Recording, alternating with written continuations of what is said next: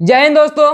तो हम लोग पढ़ रहे थे कंपाउंड इंटरेस्ट। तो हम लोगों ने पिछले वीडियो में सीखा था कंपाउंड इंटरेस्ट हम कितने प्रकार के होते हैं, कितने प्रकार का हम देते हैं कंपाउंड इंटरेस्ट लोगों को।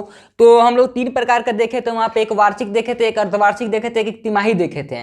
तो हम लोगों ने और भी देखा था कंपाउंड इंटरेस्ट होता क्या है, SI CI का अंतर देखा था और कुछ क्वेश्चन भी किए थे। कंपाउंड इंटरेस्ट कहने का मतलब होता है, आपको एक बार फिर बता देना चाहता हूँ कि जो ब्याज पर ब्याज हमको मिलता है उसी को कहते हैं कंपाउंड इंटरेस्ट। जैसे कि हम आपको 100 रुपया दिए, ठीक है, 2 साल के लिए दिए, 10% के दर से दिए, तो आप हमको कितना रुपया ब्याज के रूप में दीजिएगा। तो कहने का मतलब फर्स्ट साल आप 100 का 10% 10 रुपया दीजिएगा। अब जो 10 रुपये दीजिएगा उसको 100 में एक्स्ट्रा जोड़ के दूसर का साल हमको दीजिएगा, यानी कहने का मतलब 110 पर दूसर का ब्याज हमको दीजिएगा। तो चलिए आज हम लोग कुछ अच्छे टाइप करेंगे कंपाउंड इंटरेस्ट का। उसके बाद कंपाउंड इंटरेस्ट का टाइप करने के बाद हम लोग प्रीवियस ईयर में किस प्रकार का क्वेश्चन आया, आगे किस प्रकार का क्वेश्चन गिर सकते हैं, ये सारा चीज़ हम लोग सीखेंगे। तो जैसे क्वेश्चन कहने का मतलब है, देखिए प्रिंसिपल आपको दिया हुआ कितना, प्रिंसिपल दिया हुआ मानते हैं 5,000 रुपया, ये क्वेश्चन बोला है, ठीक है। आपका अमाउंट कितना दिया हुआ है, अमाउंट दिया हुआ है 6298.56 दिया हुआ है, ठीक है। रेट टाइम कितना दिया हुआ है, सॉरी टाइम दिया हुआ है 3 ईयर। रेट हमको फाइंड करना है, तो क्या आप रेट फाइंड कर सकते हैं, ये पहला टाइप है मेरा, ठीक है, कंपाउंड इंटरेस्ट का।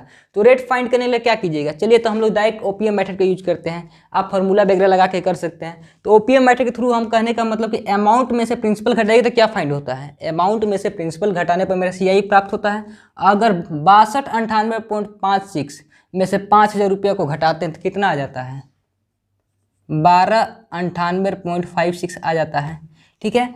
अब इसको हमको प्रिंसिपल से डिवाइड कर देना है। प्रिंसिपल से डिवाइड यानी कहने का मतलब 5,000 प्रिंसिपल है, 1 2 3 5,000 से डिवाइड कर देना है। तो देखिए यहाँ से पॉइंट हटाइएगा, यहाँ पर नीचे 2 जीरो, तो यानी कह सकते हैं इसको 5 लाख, इसको कह सकते हैं 1,29,856। तो ये तो कटेगा नहीं, तो एक पॉइंट ले लीजिए यहाँ पर एक पॉइंट मानते हैं, लेते हैं पॉइंट लेते हैं, तो यहाँ पर एक जीरो दे देते हैं, ठीक है। अब इसको काटिए, दशमलव के बाद मात्र 3 डिजिट तक आपको काटना है, 3 डिजिट तक ही आपको काटना है, समझ रहे हैं। चलिए यहाँ पर ये हो गया, फिर एक जीरो लगाइएगा यहाँ पर लिख सकते हैं, देखिए पॉइंट है, यहाँ पर लिख सकते हैं 2 से काटिएगा 1 लाख हो जाएगा, यहाँ पर बच जाएगा आपका 29, ठीक है, कितना बच जाएगा 8560 बच जाएगा, ठीक है। अगर आप एक और जीरो दे देते हैं तो कितना हो जाएगा, 5 5 25 के तहत ये 25 बार में कट जाएगा। तो आप कहिएगा पॉइंट के बाद, ठीक है ना, 25, ठीक है, यहाँ तक आया आपका। अगर जितना ये 0.25 आया, इसको अगर आप टाइम से डिवाइड कर देते हैं, टाइम यानी देखिए टाइम 3 दिया, इसको डिवाइड कर देते तो अप्रॉक्सीमेट में मेरा कितना चलेगा, 3 8 24 चला गया, 3 8 24। तो आप लिख सकते हैं यहाँ पर 8। तो यही जो मेरा होगा रेट होगा, अप्रॉक्सीमेट में लेना है, तो इसका मतलब रेट मेरा कितना होगा 8%। ये है आपका ओपीएम मेथड। बाकी अब जैसे बनाता है, अगर आपका कैलकुलेशन सही है तो आप आराम से डायरेक्ट 5 से 6 सेकंड के अंदर इसको बना सकते हैं। तो चलिए बढ़ते हैं अगले क्वेश्चन की ओर दोस्तों, कुछ और टाइप देखते हैं।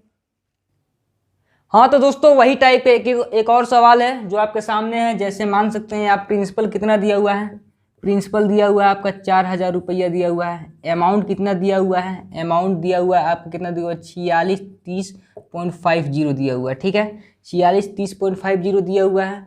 और आपका क्या दिया हुआ है, रेट आपको फाइंड करना है। टाइम कितना दिया हुआ है, 3 साल दिया हुआ है। तो क्या आप इसमें रेट को फाइंड कर सकते हैं, वही सेम मेथड ओपीएम मेथड लगाइए यहाँ पे। देखिए प्रिंसिपल मेरा कितना दिया हुआ है 4,000, अमाउंट कितना दिया हुआ है 4630.50 दिया हुआ। अगर प्रिंसिपल में से अमाउंट घटा लेते हैं, प्रिंसिपल में से अमाउंट घटाते हैं तो क्या आता है मेरा, CI आ जाता है, यानी कह सकते हैं कंपाउंड इंटरेस्ट। तो घटाइएगा तो कितना आ जाएगा, 630.50 आ जाएगा। 4630.50 में से 4,000 घटाते हैं 630.50 आ जाता है।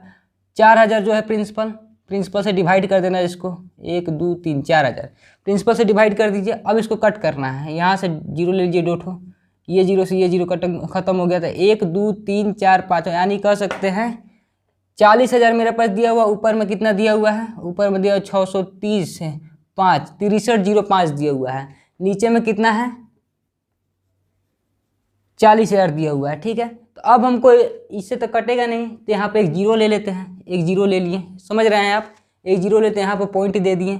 अब काटिएगा, एक बार में कटेगा, यहाँ पर आ जाएगा, यहाँ से काट लीजिए, एक बार में कटा। अब इसको काटिएगा तो आप 5 बार में।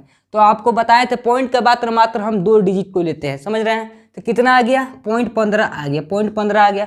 0.15 को अगर हम 3 से डिवाइड कर देते हैं, टाइम से डिवाइड करते हैं, जो मेरा टाइम है 3 से डिवाइड कर देते, रेट मेरा निकल जाएगा 5%। तो आपको समझ में अगर आया दोस्तों, तो मानते हैं प्रिंसिपल हम कर देते हैं, प्रिंसिपल दे देते हैं 5,000 रुपया, ठीक है। अमाउंट दे देते हैं हम 6,000 रुपया, ठीक है। टाइम दे देते हैं हम, टाइम कितना दे देते हैं 2 साल दे देते हैं। हमको रेट फाइंड करके आप दिखा सकते हैं। अगर आपको मैथड समझ में आया तो दोस्तों चैनल को लाइक एंड सब्सक्राइब शेयर दबा के ठोकिए। लाइक शेयर का कोई पैसा नहीं लगता है। तो चलिए बढ़ते नेक्स्ट टाइप की ओर।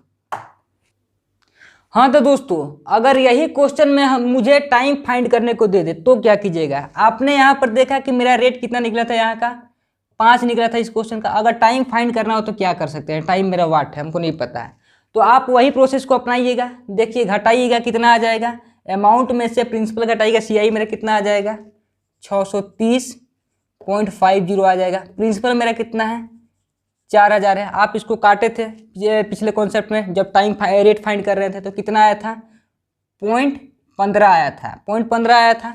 अगर हम इसको रेट से डिवाइड कर देते हैं तो मेरा टाइम फाइंड हो जाएगा।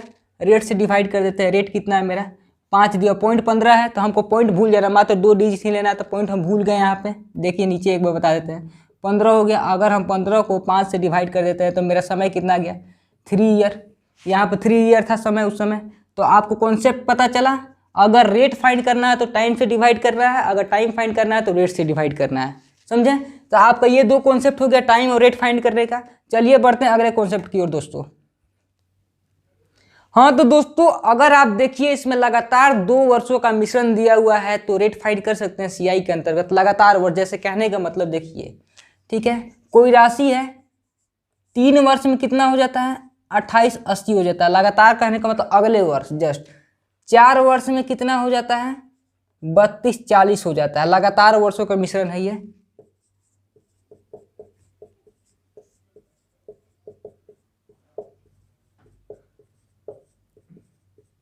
लगातार वर्षों का मिश्रण है CI के अंतर्गत, ठीक है ना। CI के अंतर्गत 3 वर्ष में कितना होता है 2880 हो जाता है, 4 वर्ष में हो जाता है आपका 3240 हो जाता है। तो मेरा रेट फाइंड कर सकते हैं। तो बोला है रेट क्या होगा इसमें, तो इसमें रेट फाइंड करने के लिए एक फॉर्मूला होता है। देखिए जैसे हम बोलते हैं R इक्वल टू क्या होता है, R इक्वल टू आप ले सकते हैं A2 माइनस A1 बटा में A1, ठीक है ना, इंटू 100 लगा सकते हैं। A2 मेरा क्या है, A2 मेरा तो ये है 4 वर्ष वाला 3240 है, ये A2 है, ठीक है। तो 3240 लिख लीजिए, 3240। A1 मेरा कितना है 2880 है, माइनस 2880 बटा में कितना हो जाएगा 2880 इंटू 100, यही कीजिएगा आप, ठीक है। तो इसको घटाइए तो कितना आ जाएगा, देखिए यहाँ पे इसको घटाने पर हो जाता है 360 हो जाता है, 360 2880 इंटू आप लिख सकते हैं 100। तो आप काटिएगा 12 दूना के 24, 12 चौक 48 जीरो, 12 तेईस 36 जीरो, 3 से ये 3 का जीरो कट गया, 3 बाटे 24, यानी कह सकते हैं यहाँ पर 12.5% आपका जो कि है रेट है। तो आपको अगर समझ में आया तो चलिए बढ़ते हैं नेक्स्ट कॉन्सेप्ट की ओर दोस्तों। ये कॉन्सेप्ट आपको रटना नहीं है, बस माथा में बैठा के रखना है। अगर आपको ये कॉन्सेप्ट समझ में आया दोस्तों तो एक क्वेश्चन बना सकते हैं आप इसको प्रैक्टिस के तौर पे, और कमेंट बॉक्स में आप आंसर दे सकते हैं कि कोई धनराशि है 2 साल में कितना हो जाता है 2500 हो जाता है, 3 साल में हो जाता है 2880 हो जाता है, ठीक है। तो मेरा रेट फाइंड करना है। अगर आप रेट फाइंड करके दिखाइए, अगर आपको रेट फाइंड करने आ गया तो क्वेश्चन आंसर आता है तो कमेंट बॉक्स में आप उसका जवाब दे सकते हैं। तो चलिए बढ़ते हैं नेक्स्ट कॉन्सेप्ट की ओर दोस्तों। हाँ तो दोस्तों CI में एक क्वेश्चन पूछता है गुणात्मक रिलेशन के तौर पर। जैसे कहने का मतलब होता है कोई राशि कितने समय में, T समय में, मान लीजिए T समय में CI के अंतर्गत n गुना हो जाती है, तब हम क्या करें, ऐसे प्रश्न को हम कैसे बनाएं। ऐसे प्रश्न को बनाने के लिए बहुत ही आसान और सिंपल ट्रिक है, आप देख सकते हैं। देखिए जैसे बोला है कोई राशि है, कोई धन मानते हैं, कोई धन, ठीक है ना, CI के अंतर्गत हम जमा देते हैं कर्ज के रूप में, ठीक है ना। तो बोला है CI के अंतर्गत कितने दर % की दर से 3 वर्षों में, दर से 3 वर्षों में कितना गुना हो जाएगी 1.728 गुना हो जाएगी। तो आप समझें कोई धन CI के अंतर्गत कितने दर से, कितने % दर से 3 वर्षों में 1.728 गुना हो जाएगी। समझ रहे हैं तो इसको फाइंड करने के लिए क्या फाइंड करना है हमको, रेट फाइंड करना है। रेट फाइंड करने के लिए क्या फॉर्मूला लगता है, रेट फाइंड करने के लिए एक फॉर्मूला लगता है, देखिए एन गुना एन 1 में t-1 इंटू 100 लगता है, ठीक है, समझ रहे हैं आप, इंटू 100। तो एन मेरा कितना दिया हुआ है, एन दिया हुआ है 1.728, टाइम कितना दिया हुआ है 1/3 दिया हुआ, -1 लिख सकते हैं, और आप यहाँ पर लगा सकते हैं इंटू 100 लगा सकते हैं। तो अगर 1.728 को हम क्यूब करते हैं, किसका क्यूब है ये 1.2, यानी कि ऐसा पॉइंट नहीं रहता तो 12 का क्यूब है, पॉइंट है तो लिख सकते हैं 1.2 का क्यूब है ये। तो देखिए यहाँ पे 1.2 का क्यूब हो गया, इंटू टाइम 1/3 दिया हुआ -1, ठीक है, इंटू 100 ले सकते हैं, ये 3 से ये 3 खत्म हो गया, तो यानी कह सकते हैं 1.2 - 1 कितना हो जाएगा 0.2 इंटू 100 लगा सकते हैं। ये पॉइंट हटाते हैं, यहाँ पर 0 आता है, ये 10 से कट गया, यहाँ पर तो लिख सकते हैं यहाँ 20% की दर से मेरा कोई राशि है 3 वर्षों में सीआई के अंतर्गत 1.728 गुना हो जाएगी। तो अगर आप यहाँ पर 1.331 लगा देते हैं तो आप फाइंड कर पाएंगे। अगर आप फाइंड कर लेते हैं, ठीक है ना, मान लीजिए 1.728 को हटा देते हैं, 1.331 गुना हो जाती है राशि, तो क्या आंसर होगा। अगर आपको समझ में आया तो कमेंट बॉक्स में उसका रिप्लाई कर सकते हैं दोस्तों। चलिए बढ़ते हैं नेक्स्ट कॉन्सेप्ट की ओर। हाँ तो दोस्तों इसमें एक और कॉन्सेप्ट पूछता है, क्या पूछता है, 2 मिश्र धन दिया हुआ है, यानी कह सकते 2 अमाउंट दिया हुआ है, ठीक है, और समय दिया हुआ है 4 वर्ष 8 वर्ष दिया हुआ है। तो हमको प्रिंसिपल जो है मेरा कितना राशि लगाया था मूलधन, उसको फाइंड करना है। तो क्या कीजिएगा, जैसे दिया हुआ है एक मिश्र धन दिया हुआ है 4 वर्ष, ये टाइम है मेरा, 4 वर्ष में कितना हो जाता है 4800 रुपया हो जाता है सीआई के तौर पे, सीआई के तौर पर लिख देते हैं, आपको समझ में आएगा। और 8 वर्ष में कितना हो जाता है आपका 6000 रुपया हो जाता है, ठीक है। तो मेरा प्रिंसिपल क्या होगा फाइंड कर सकते हैं। अगर ऐसा क्वेश्चन दिया हुआ है सीआई के तौर पे दिया हुआ है, टाइम डायरेक्ट डबल हो जाता है, यहाँ पर 4 दिया हुआ फिर 8 हो जाता है, जैसे 8 दिया तो 16 अगला वर्ष, ठीक है ना। 2 मिश्रण दिया हुआ है, टाइम डबल दिया हुआ है, तो क्या कीजिएगा प्रिंसिपल फाइंड करने के लिए, तो आप डायरेक्ट एक फॉर्मूला लगा सकते हैं, ठीक है ना, A1 का स्क्वायर बटा में A2 लिख सकते हैं यहाँ पर प्रिंसिपल फाइंड करने के लिए। यही आपका जो कि है प्रिंसिपल फाइंड करने का फॉर्मूला है। तो देखिए यहाँ पे A1 का स्क्वायर कितना दिया हुआ है 4800 इंटू 4800, A2 कितना है 6000 रुपया, समझ रहे हैं, 12 चौक 48, 12 पचे 60, ठीक है, समझ में आया। यहाँ पर 5 नवा 45, ठीक है, कितना बच गया 3 बच गया, 5 छक्का 30, यहाँ पर 0, 96 चौके कितना होता है, आप इसको कैलकुलेशन करें, 0 6 चौके 24 को 4 हाथ में लगे दे, 9 चौके 36 37 38, तो आप कह सकते हैं जो मेरा प्रिंसिपल है 3840 रुपया है। अगर आपको समझ में आया दोस्तों तो आप प्रिंसिपल को देखिए, मान सकते हैं यहाँ पर 2000 रुपया मान सकते हैं, यहाँ पर मान सकते हैं 3000 रुपया मान सकते हैं। तब आप सोल्व करके दिखाइएगा, अगर आपको समझ में आया इसको सोल्व करके कमेंट बॉक्स में रिप्लाई कर सकते हैं दोस्तों। चलिए बढ़ते हैं नेक्स्ट कॉन्सेप्ट की ओर। हाँ तो दोस्तों एक अगला कॉन्सेप्ट है आपका एसआई सीआई का, कि आप एसआई और सीआई के डिफ्रेंशिएट को कैसे फाइंड करते हैं। 2 वर्ष का एक डिफ्रेंशिएट होता है, एक 3 वर्ष का डिफ्रेंशिएट होता है। तो देखिए 2 वर्ष का डिफ्रेंशिएट का फॉर्मूला क्या होता है, 2 वर्ष का होता है P इंटू, ठीक है ना, P इंटू आर स्क्वायर बटा में 100 होता है, ठीक है ना।